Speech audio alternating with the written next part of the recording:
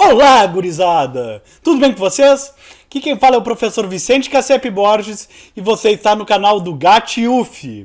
O vídeo de hoje vai começar uma playlist nossa, vai começar uma série nossa muito interessante do canal, que eu acredito que vocês vão gostar muito, porque eu gosto muito dessa série, desse conteúdo, desse conhecimento, que é sobre inteligência, tá? Esse vídeo é sobre inteligência em geral. Nós vamos dar uma navegada sobre as teorias em geral sobre a inteligência. Então, desde já, peça aquele like, te inscreve no canal e ativa o sininho porque você não vai perder os outros, porque tenho certeza que você vai gostar desse e os outros vão ser desse nível para melhor aqui. A coisa vai ficar legal, tá? Então, vamos pro vídeo. Para começar a falar de inteligência, queria trazer alguma coisa que recebi na internet, dessas coisas de frases de efeito da internet, mas para mim fez bastante sentido. Eu acredito muito no estudo da inteligência e eu acho que esse é um dos motivos, tá? E então é falando que ignorância mais religião vai ser terrorismo. Se a gente tiver pessoas religiosas e ignorantes, a gente vai ter o terrorismo. Se a gente juntar ignorância mais poder, a gente vai ter a tirania. Tirania é dar o poder para alguém que é ignorante. Ignorância mais liberdade, se a gente der liberdade para alguém ignorante, nós vamos ter caos. A sociedade vira um caos se pessoas ignorantes tiverem muita liberdade. Ignorância mais dinheiro é corrupção. Então pessoas que ignorantes na frente de dinheiro vão ser corruptas, tá? Então esse é um dos problemas. E ignorância mais pobreza, junto com ignorância com pobreza, a gente vai ter criminalidade, tá? Se a gente, então para concluir, ignorância é a raiz de todo mal. Se a gente resolver o problema da ignorância, a gente resolve todos os problemas da humanidade. Então isso é muito interessante, tá? E eu acho que ao longo dessa nossa série sobre inteligência e também desse vídeo, vocês vão ver a importância que a inteligência tem para a humanidade, que se a gente investir na inteligência, a importância que isso tem para todas as pessoas e o quanto que a gente pode melhorar o mundo simplesmente investindo na inteligência das pessoas. A nossa aula de hoje, então, ela é baseada no livro Inteligência Humana, Abordagens Biológicas e Cognitivas. O autor é o José Aparecido da Silva, assim, ele é um pesquisador brasileiro por quem eu tenho uma profunda admiração e já quero deixar registrado aqui a minha admiração pelo José Aparecido. Eu acho ele brilhante, assim.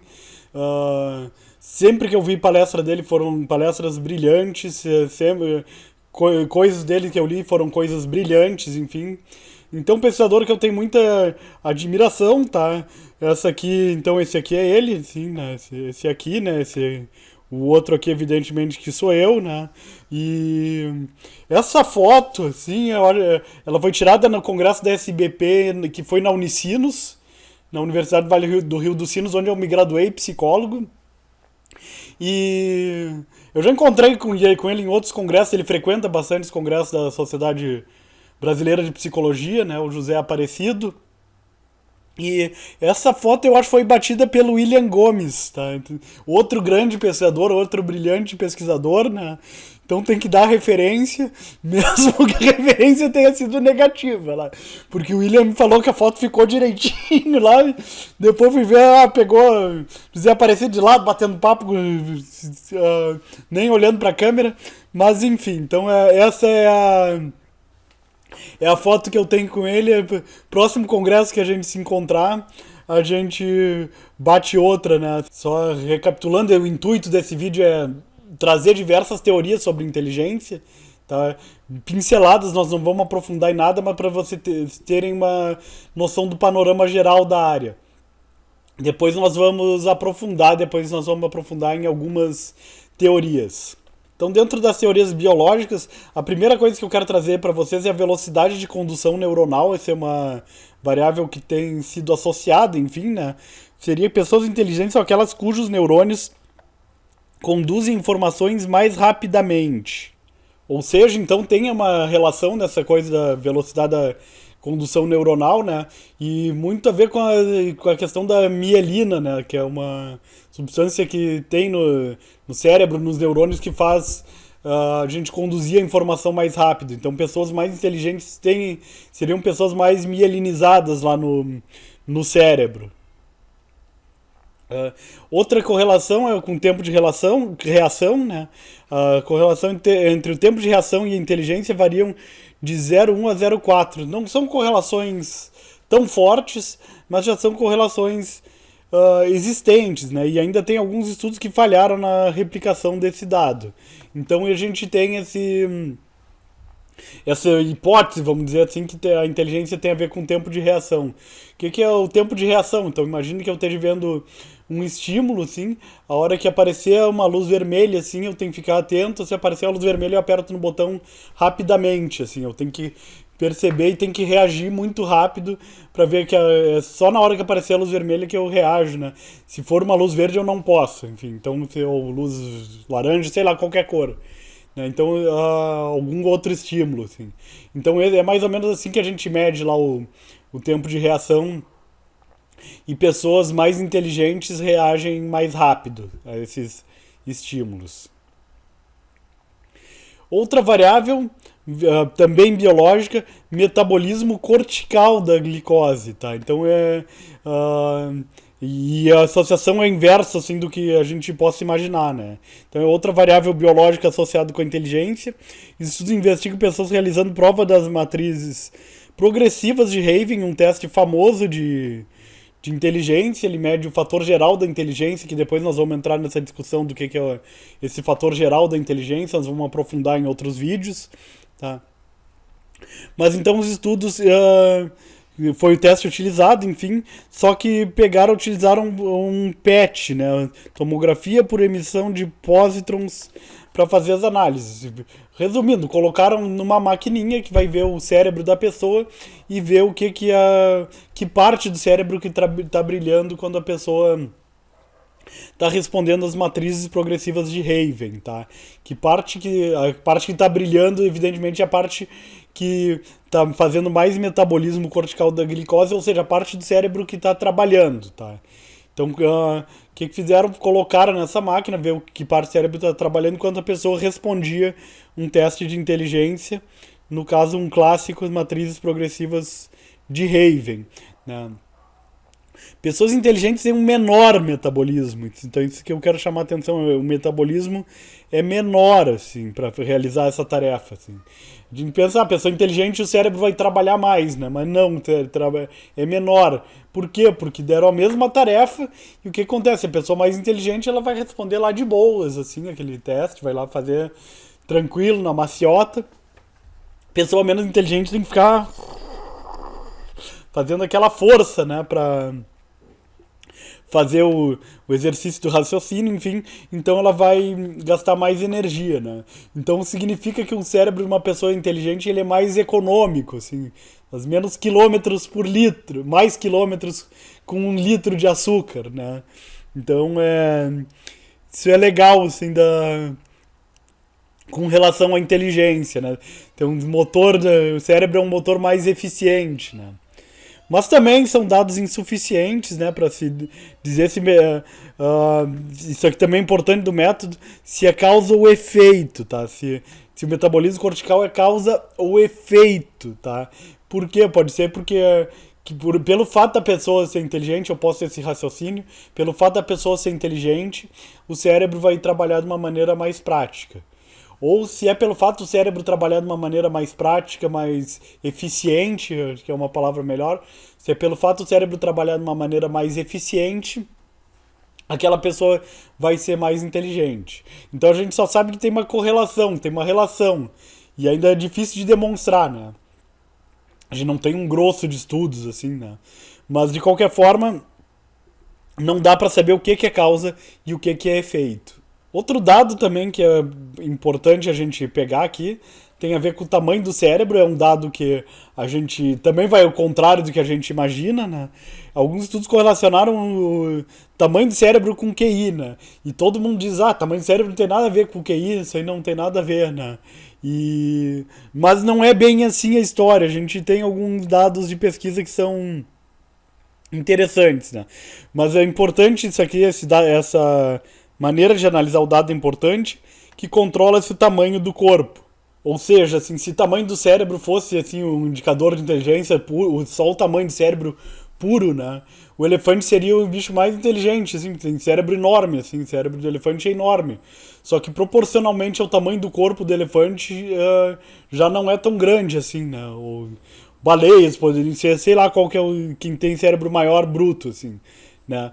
Mas o importante é qual que é a proporção que teu cérebro representa frente ao teu corpo, tá?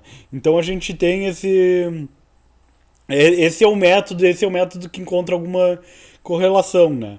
Por exemplo, a gente vai ter um estudo com 40 sujeitos, tá? E aí eu vou passar as correlações do QI com o tamanho do cérebro. A correlação foi de 0,65 para homens, tá? 0,35 para mulheres e 0,52 no total, tá? Então, os homens são mais inteligentes que as mulheres. Não, não é isso. Não interpreta esse dado dessa maneira, pelo amor de Deus, tá? Significa que em homens a correlação entre o quociente de inteligência, tá? Entre o quociente de inteligência, tá? E o tamanho do cérebro é maior. A relação, a mulher, o cérebro pode ser maior ou menor, isso não vai interferir tanto na inteligência, interfere alguma coisa aqui, né?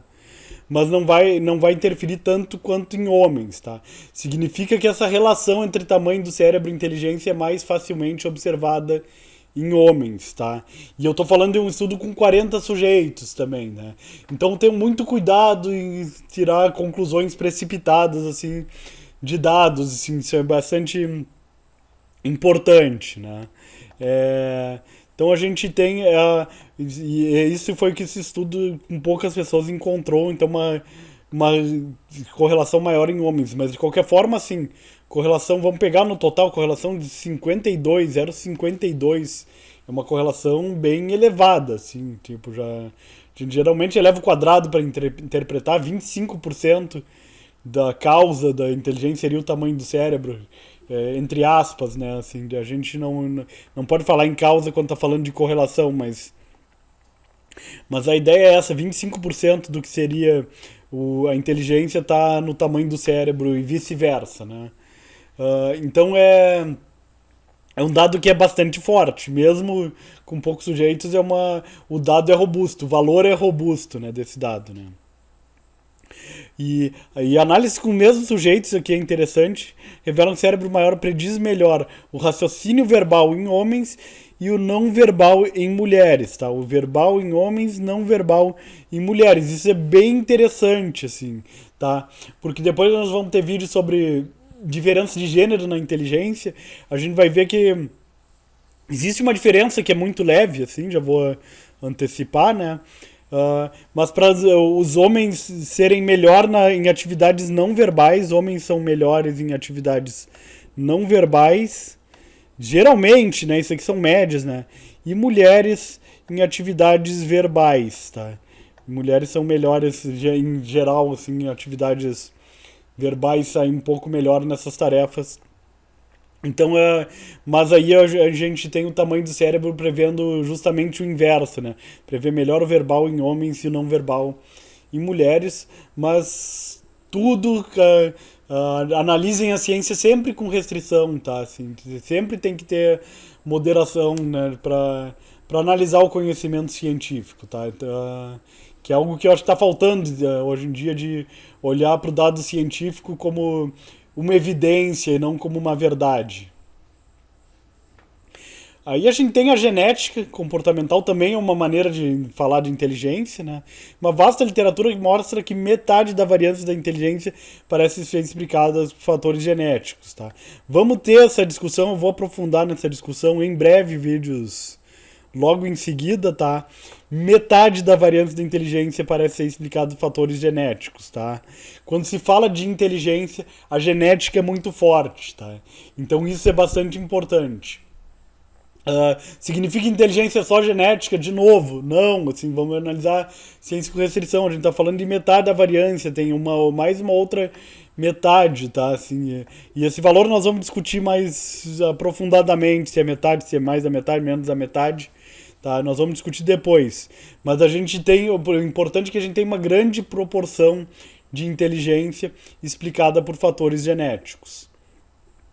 Mas a maioria dos pesquisadores concorda que é metodologicamente difícil separar o que é hereditário e o que é ambiente. Tá? Isso é uma questão muito forte, mas a gente tem uma genética, uma ciência que é a genética comportamental, a genética do comportamento, né? E a inteligência é um comportamento que é avaliado.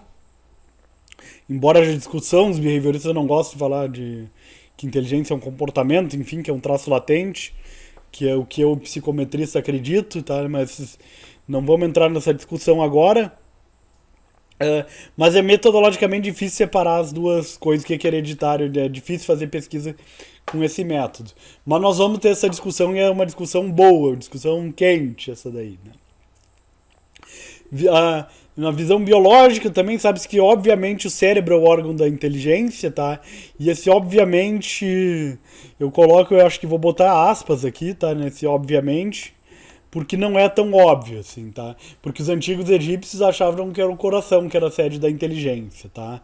Então, mas hoje é óbvio que é o cérebro. No conhecimento científico atual é óbvio que é o cérebro, tá?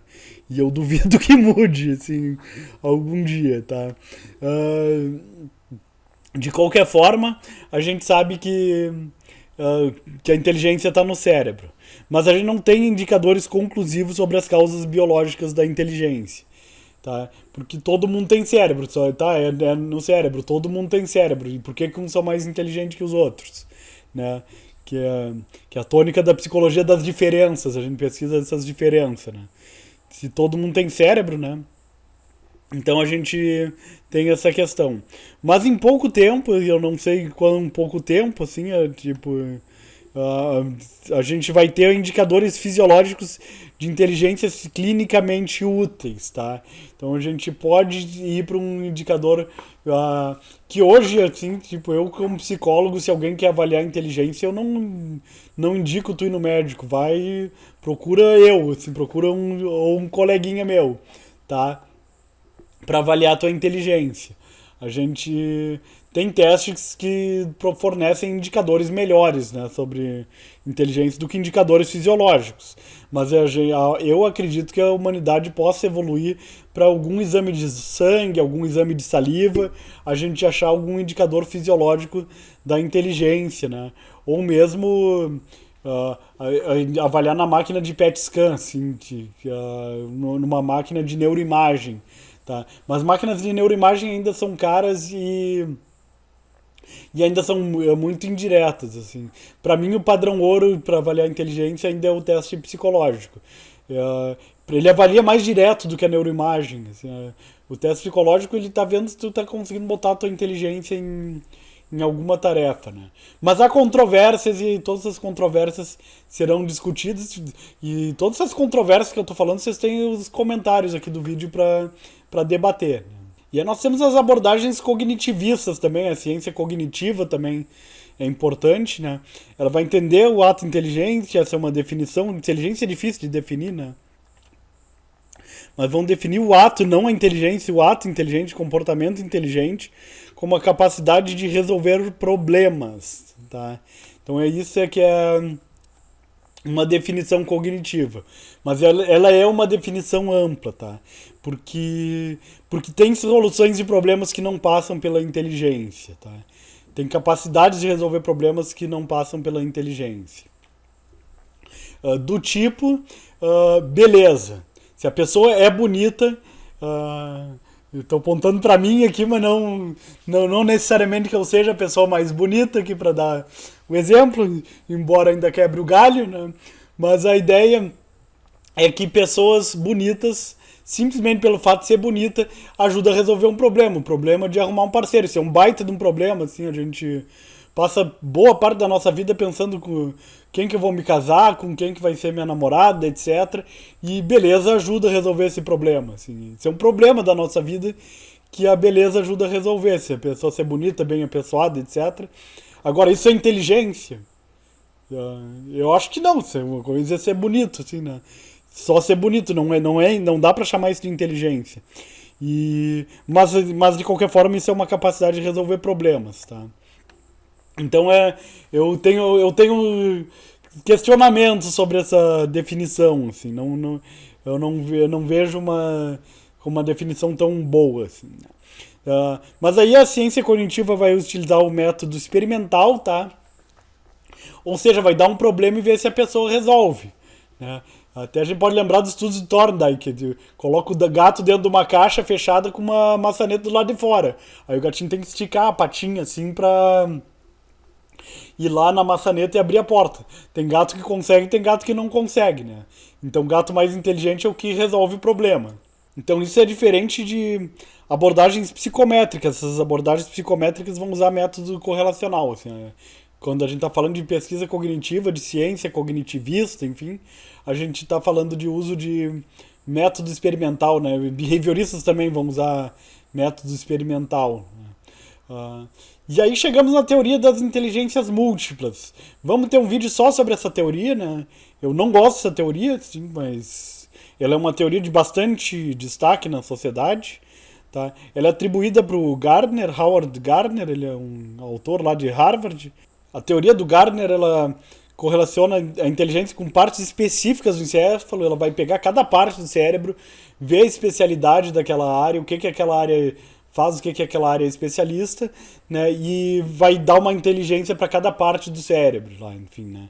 Então cada forma de inteligência vai ser relativamente autônoma, não é relacionada com as outras, tá? Isso é importante porque nas teorias mais clássicas psicométricas, uma inteligência se relaciona com a outra, né? Então aqui a gente não está falando de correlação, não tem correlação de uma inteligência com a outra na teoria dele, ou a correlação muito baixa.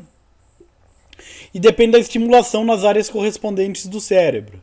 Tá? Se eu estimular aquela área, aquela pessoa vai ser inteligente. Se eu estimular a área X, vamos falar delas, né? Então a gente tem inteligência linguística, musical, tem inteligência linguística, a gente tem uma área que é Broca, Wernicke lá no cérebro, enfim, estimular aquela área, a pessoa vai ter inteligência linguística, musical, tem a ver com as partes auditivas, lobo temporal, lógico, matemática, lobo frontal, espacial, parte parietal, né? Sinestésica tem o giro pré e pós-central, né, do cérebro, são as partes.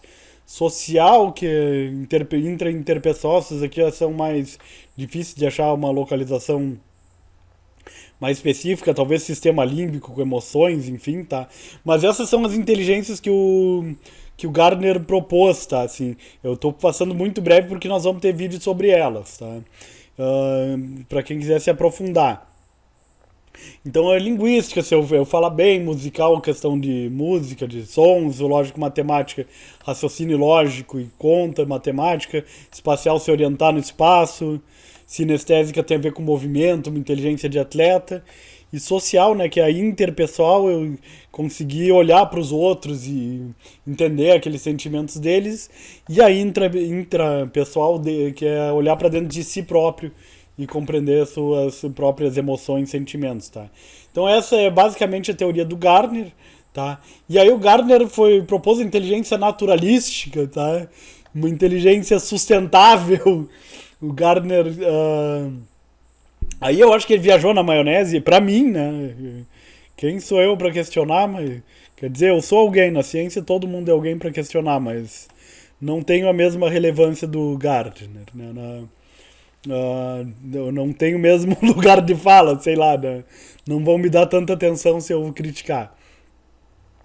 E ainda tem duas inteligências potenciais, espiritual e existencial, tá? Então só de ver essas coisas aqui de espiritual, existencial, já pode ver que eu sou um cientista bem duro, assim, porque que eu não gosto dessa teoria, assim, que eu acho meio doido, né? O próprio Gardner reconhece que tem pouca evidências para essas duas inteligências, mas aí, enfim, tá? Essa é a teoria dele. O vídeo que eu questionar essa teoria, que eu falar da teoria, eu falo mais, ou falo menos, ou falo pior da teoria, enfim, que é, aí eu realmente exponho minha crítica, tá? Então a gente... essa é a teoria dele, é uma das abordagens que a gente tem, né? Outra teoria que é interessante é a teoria triádica da inteligência. Esse triádica a gente traduz por triárquica, tá? Ela é do Robert Sternberg, que é um ídolo meu, porque eu também pesquiso amor. Eu tenho o canal Cientificaliente, para quem quiser aprender sobre amor, se inscreva lá no Cientificaliente, é o nome do meu outro canal, canal irmão do Gatiuf, tá? Já botei aqui, ó, também conhecido teoria triárquica da inteligência, que o autor é o Sternberg, já falei tudo isso aqui. Destaca como as inteligências trabalham juntas, tá? Então a gente vai ter 3 formas de inteligência nessa teoria. Ela é uma teoria bastante interessante, inteligente também, e ela é uma teoria que critica o modelo psicométrico, tal qual a do Gardner, mas aqui eu acho que é uma crítica mais interessante, uma crítica mais bem fundamentada, tá? Mas eu sou um psicometrista, o que eu gosto é de psicometria, tá? Enfim, dou ouvidos a essa crítica. A gente vai ter as 3 inteligências, todas relacionadas entre si. A primeira é a inteligência convencional analítica, e essa sim é a inteligência medida pelos testes de inteligência, tá? Aquela inteligência que... eu acho que depois tem a explicação, não precisa entrar tanto. A criatividade, tá? Uma inteligência criativa, tá? Que é chamada de inteligência criativa. Então, quanto que tu consegue propor coisas novas, enfim, com a tua inteligência, né? E a inteligência prática, assim, porque tem gente que tem essa inteligência convencional, mas não consegue colocar no mundo prático, assim, eu consigo fazer a conta de 2 mais 2 no papel, mas se tu me der 2 maçãs e 2 laranjas, eu não consigo dizer que tem aquilo dá 4, a soma, assim, né? 4 coisas, né, se eu tô somando maçã com laranja, né? Mas enfim, então eu não sei se pegar 2 maçãs mais 2 maçãs e dizer que eu vou ter 4, mas eu sei fazer no papel a conta. Tem gente que acontece isso, né? Então isso é uma falta da inteligência prática, né? Aqui está a descrição delas. Inteligência analítica, né, é responsável por analisar, comparar e avaliar, que é avaliada pelos testes tradicionais de inteligência. Capacidade de avaliar o problema, discriminar as partes e desenvolver estratégias para a gente resolver esse problema, né? Então isso é inteligência analítica, né? E a gente vê com nossos testes. Inteligência prática, capacidade de aplicar o que sabemos na nossa vida cotidiana, tá? Então essa parte da vida cotidiana é importante desse tipo de inteligência, da prática. É o que fazemos no senso comum, e aqui eles chamam de street smarts, tá? Os sábios das ruas, e é mais difícil de medir em testes, tá? Então é aquele menino que, se encontrado, o cara não sabe medir quanto é que é 100 menos 20, se eu botar num papel, assim, numa prova, ele não vai errar essa questão de matemática, mas se eu der o dinheiro pra ele, ele sabe me dar o troco de 20 reais lá, ele sabe que ele vai ficar com 80, tá? Porque aí mete dinheiro, aí o negócio é mais sério, assim, né? Então tem gente que só consegue fazer a coisa assim, né? Então isso tem a ver com a gente colocar nossa inteligência no cotidiano.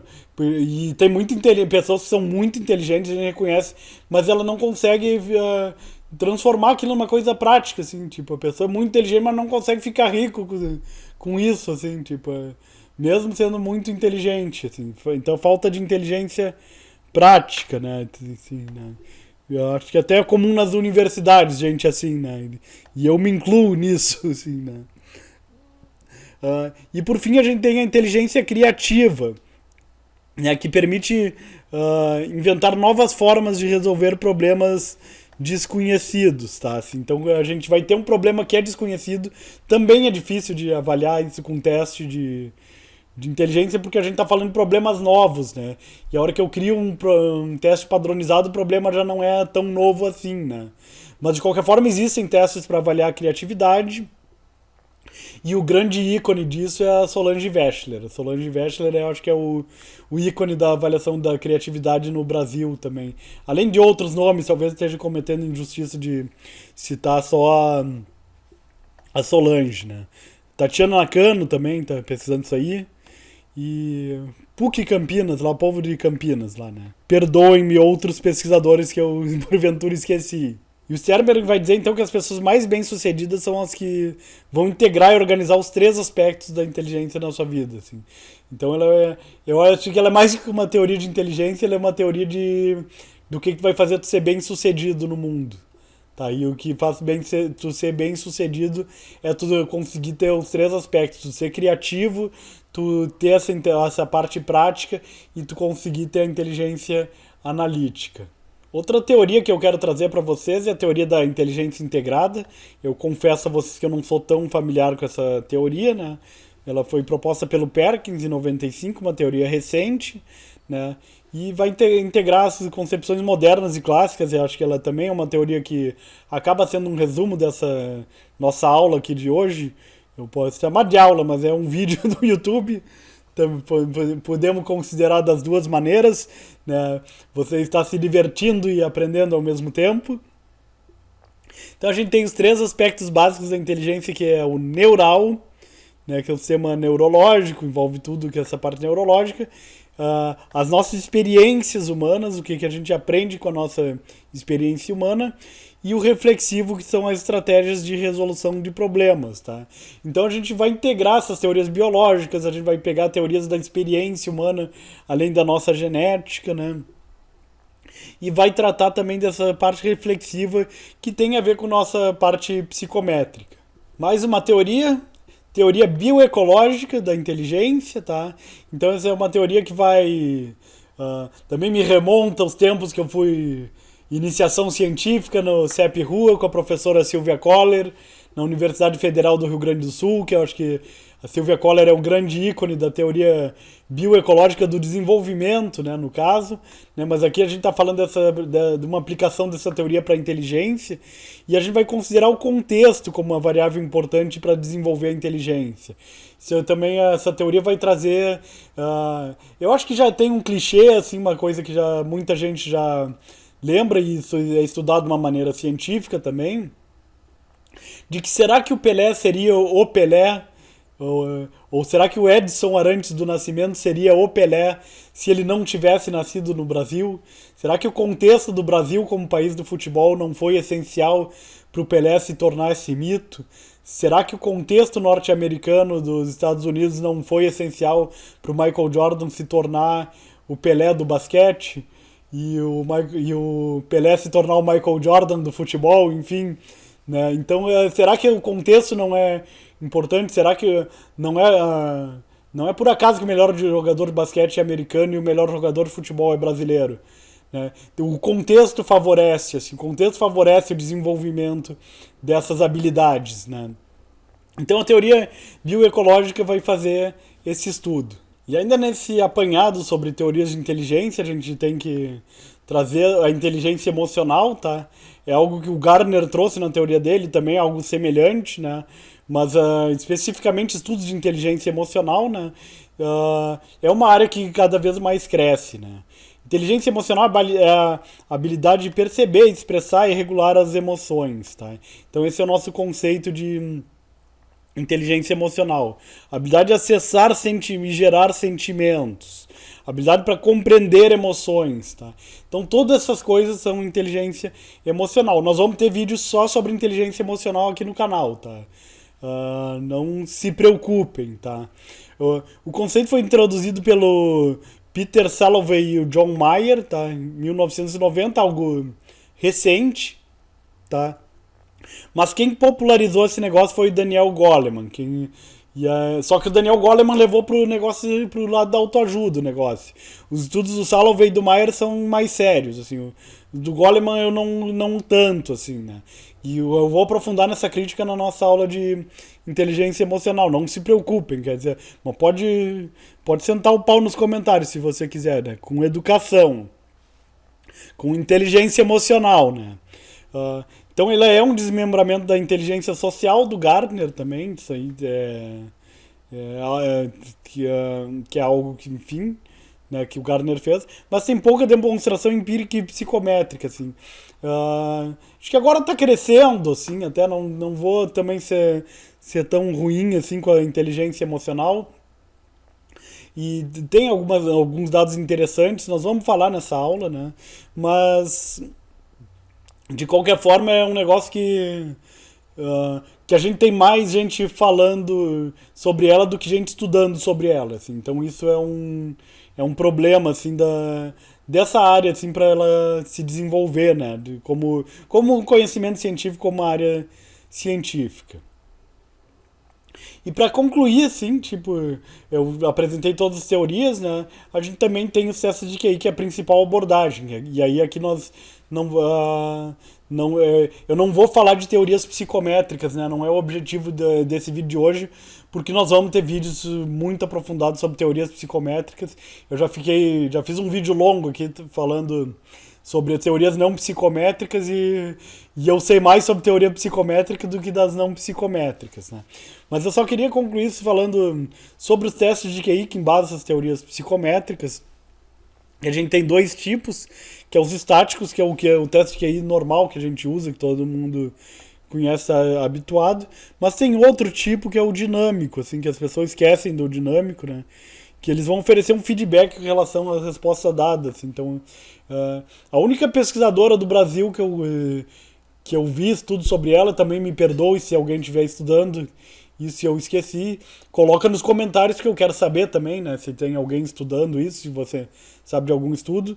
Mas eu só ouvi falar da Mona Lisa Muniz, foi a única pessoa que eu ouvi falar que usa teste dinâmico, tá?